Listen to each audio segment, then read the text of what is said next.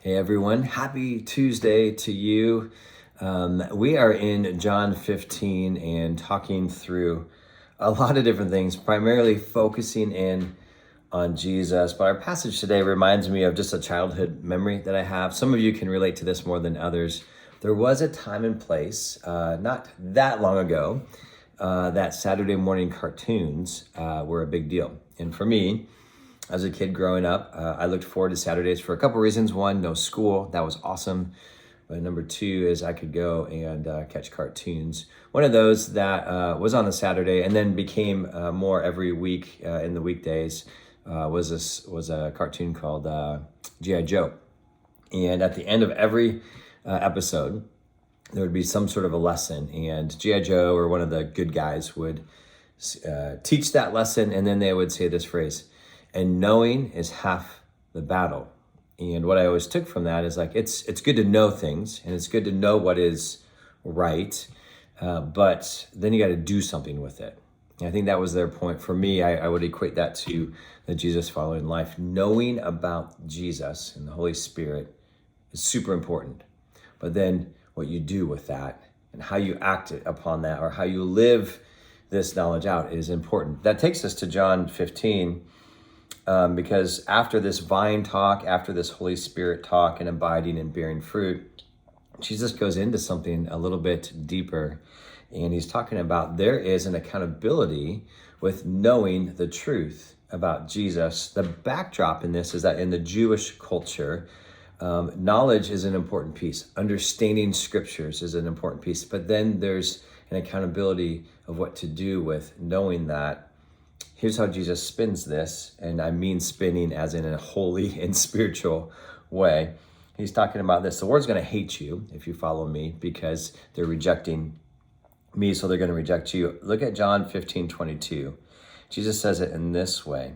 "If I had not come and spoken to them, as in all the people, they would not have been guilty of sin. But now they have no excuse for their sin." Then verse 24, "If I had not done among them the works that no one else did, they would not be guilty of sin. But now they have seen and both hated me and my Father." What's Jesus talking about here?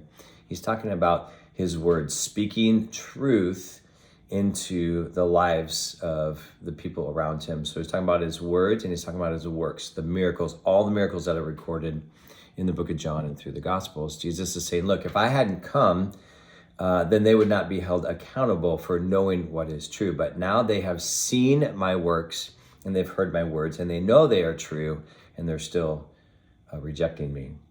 So Jesus is saying there's accountability here. There's no excuse for not knowing who Jesus really is, because he is both in word and in deed shown who he truly is. There's accountability for knowing. So there's a blessing and then there's a burden. It reminds me of in another gospel, Luke 12. And Jesus is talking about, hey, you must be ready. And he gives this analogy of being dressed and ready for the master to come back. And he's encouraging those who believe in him and those who trust in him to not just know that he is truth and that he is right and that he is the way, but to live in it. Listen to this. It's Luke 12:48. "Everyone to whom much was given, of him much will be required. And from him to whom they entrusted much, they will demand the more."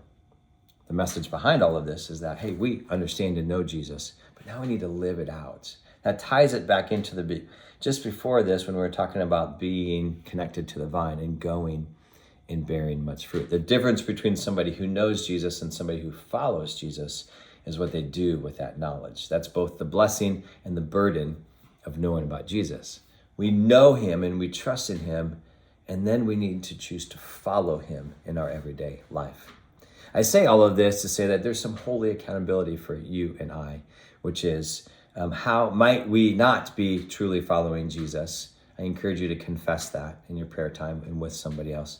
But be encouraged that Jesus doesn't just say, go and do, and I'm over here somewhere. He's with us every moment. That's the promise of the Holy Spirit. So may you go and bear fruit in the knowledge and love of Jesus today. Guys, thanks so much. Have a great day.